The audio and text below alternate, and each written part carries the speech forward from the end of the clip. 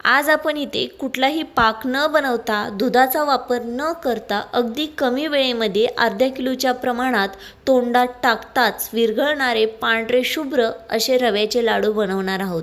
हे लाडू बनवण्यासाठी आपल्याला कुठलाही पाक बनवायचा नाही, दुधाचा वापरसुद्धा करायचा नाही। तर मग लाडू कसे बनवायचे चला पाहूया। त्यासाठी आपल्याला इथे अर्धा किलो रवा घ्यायचा आहे। आता मी इथे वाटीने मोजून तुम्हाला दाखवणार आहे। अर्धा किलो रव्याचे वाटीचे प्रमाण 4 वाट्या होते। अगदी आपण इथे 4 वाटी रवा म्हणजेच अर्धा किलो रवा घेणार आहोत। रवा साईडला ठेवूया। आता रवा जेवढा घेतला म्हणजेच 4 वाटी रवा घेतला तर आपल्याला इथे साखर सुद्धा त्याच वाटीने 2.5 वाटी घ्यायची आहे। आता इथे तुम्ही गोडाचे प्रमाण कमी जास्त करू शकता तुम्हाला हवे तसं। आता आपल्याला इथे तूप घ्यायचं आहे। ज्या वाटीने रवा आणि साखर मोजून घेतली ना अगदी त्याच वाटीने आपल्याला 1.5 वाटी एवढं तूप घ्यायचं आहे। तूप घेताना तूप गरम किंवा कोमट असावं आणि पूर्ण मेल्ट झालेलं असावं। आता तूप सुद्धा आपल्याला साईडला ठेवायचं आहे आणि आता आपल्याला इथे मिक्सर जार घ्यायचा आहे आणि त्याच्यामध्ये सगळी साखर घालायची। इथे तुम्ही विलायची घाला आणि मिक्सरला चांगले फिरवून घ्या। मी इथे विलायची पावडरचा वापर करणार आहे त्यामुळे मी इथे विलायची घातलेली नाही। जर तुमच्याकडे विलायची वापरायची असेल तर तुम्ही इथे साखर बारीक करतानाच विलायची वापरा। एकदम बारीक अशी पावडर करून घ्या।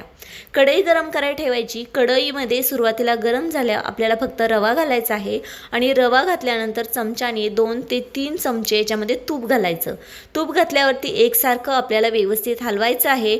मीडियम गॅसवरती आपल्याला रवा भाजायचा आहे। पण एक गोष्ट लक्षात राहू द्या, रव्याचे लाडू आपल्याला पांढरे शुपट करायचे आहेत। त्यासाठी आपल्याला रवा कलर बदलेपर्यंत भाजायचा नाही। त्यासाठी अगदी मीडियम गॅसवरती थोडं थोडं तूप याच्यामध्ये घालून हलका रवा होईपर्यंत भाजून घ्यायचा आहे। म्हणजे त्याचा कच्चापणा निघून जाईल आणि तो एकदम खुसखुशीत असा हलका बनवून तयार होईल। त्यासाठी मीडियम गॅसवरती 1 ते 2 मिनिटं आपल्याला सुरुवातीला हलवून घ्यायचा, नंतर तूप घालायचं, आणखी 2 मिनिटं हलवायचा। असं करत करत आपल्याला सगळं तूप घालायचं आहे आणि 8 ते 9 मिनिटं आपल्याला अगदी मीडियम गॅसवरती कलर न बदलता हलक्या हाताने हलवून हा रवा व्यवस्थित भाजून घ्यायचा आहे। आता इथे तुम्ही पाहू शकता की रव्याचे टेक्स्चर अगोदर कसे होते ना आता कसे आहे। कलर बदललेला नाही पण एकदम खुसखुशीत असा रवा फुलून तयार झालेला आहे। आता इथे मी सगळं तूप घातलेलं आहे आणि तूप घातल्यावर सुद्धा व्यवस्थित अगदी आपण 2 मिनिटं हलवून घेणार आहोत।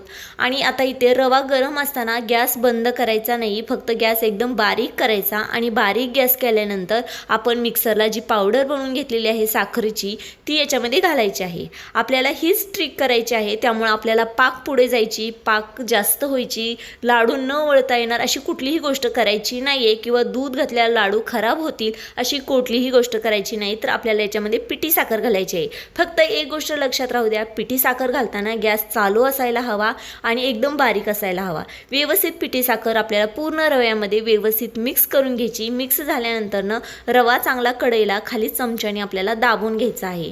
म्हणजे कसं होईल की तो व्यवस्थित मिक्स होईल साखर त्याच्यामध्ये। बरोबरच इथे 1 चमचा वेलची पूड घातलेली आहे आणि ते सुद्धा व्यवस्थित मिक्स करून घेतलेले आहे।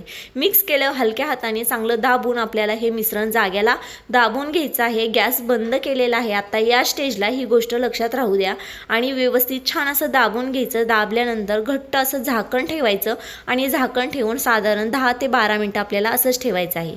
10 ते 12 मिनिटानंतर झाकण काढायचं आहे आणि सगळा रवा व्यवस्थित हलवून घ्यायचा आहे। रवा आपला बऱ्यापैकी गरमच असायला हवा आणि तो व्यवस्थित मोकळा करून घ्यायचा। मोकळ्या झाल्यानंतर कढई खाली ठेवलेली आहे आणि मिक्सरच्या जारमध्ये जेवढा बसेल तेवढा रवा घालायचा आणि मिक्सरला छान असं फिरवून घ्यायचं। यामुळे काय होतं ना, रवा आणि साखर जी आहे ना ती व्यवस्थित मिक्स होती आणि तेव्हा तुम्ही जेव्हा मिक्सरला फिरवताना तेव्हा सुद्धा आपला हा रवा बऱ्यापैकी आपल्याला गरमच हवा, ही गोष्ट तुम्ही लक्षात राहू द्या। म्हणजे कसं लाडू वळायला सुद्धा सोपे जातात। अगदी ह्या स्टेपने आपल्याला सगळा रवा व्यवस्थित बारीक करून घ्यायचा आहे।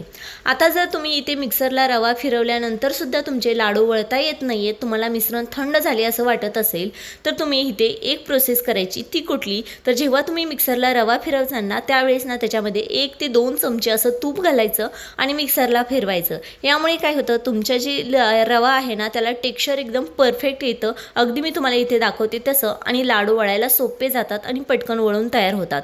बरेच जण काय सांगतात की 1 ते 2 चमचे तुम्ही इथे दूध घाला, पण दूध घालू नका. दुधामुळे लाडू काळवट दिसतात आणि ते लवकर खराब होतात. काही जण सांगतात की तुम्ही मिश्रण एकदा गरम करून घ्या, तेही करू नका. त्यामुळे काय होईल, मिश्रण कडक होईल आणि लाडू वळून झाल्यावर थंड झाल्यानंतर ते कडक होतात. पण जर तुम्ही अगदी 2-2 चमचे तूप घालून मिक्सरला फिरवले ना, तर एकदम जसे पाहिजे तसं इथं मिश्रण बनवून तयार होतं. मी तुम्हाला दाखवलेलं आहे आणि छान असे गोल असे गरगरीत लाडू वळून सुद्धा तयार होतात आणि हे लाडू दिसायला सुद्धा एकदम पांढरे शुपट असे पेड्यासारखे दिसतात आणि तोंडामध्ये टाकताच व्यवस्थित विरघळतात आणि खुसखुशीत बनवून सुद्धा तयार होतात. त्यामुळे कोण काही सांगतं त्या पद्धतीने बनवण्यापेक्षा तुम्ही या पद्धतीने नक्कीच बनवा. कारण जर तुम्ही रवा गरम करायचा असाल तर ती कडक होईल आणि त्यामुळे तुमचे लाडू थंड झाल्यावर कडक होतील. दूध घालचाल तर तुमचे लाडू काळपट दिसतील आणि लवकर खराब होतील.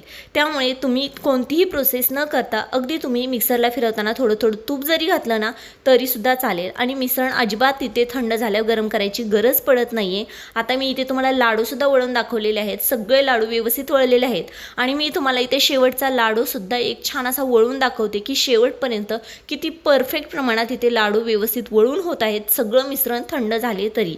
त्यासाठी तुम्ही ही टिप्स नक्कीच फॉलो करा. यामुळे ना तुमचे लाडू अजिबात इथे बिघडणार नाहीत, चुकणार नाहीत आणि परफेक्ट असे बनवून तयार होतील. मग तुम्ही जास्त वेळाने जरी बनवले तरी सुद्धा.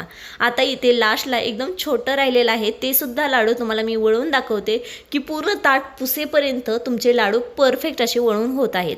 असे लाडू जर बनवून ठेवले ना तर तुम्ही अगदी 1.5 ते 2 महिने स्टोअर करू शकता. अधूनमधून फक्त हवेला लावून घ्या आणि हवा तेव्हा तुम्ही हे लाडू खाऊ शकता. लहान मुलांना टिफिनला देऊ शकता आणि हे परफेक्ट असे बनवून तयार होतात आणि खाल्ल्यानंतर ना असे फील येते की आपण पेडाच खातोय की काय, कारण एवढे खरपूस असे आपण रवा भाजून घेतलेला होता. आता इथे तुम्हाला मी लाडू दाखवते. हातामध्ये घेतल्यावर एकदम परफेक्ट गोल सर्कलमध्ये आलेला आहे आणि हा लाडू फोडल्यानंतर तुम्ही पाहू शकता किती इझिली फुटत आहे. एवढा खुसखुशीत झालेला आहे, कडक अजिबात नाही.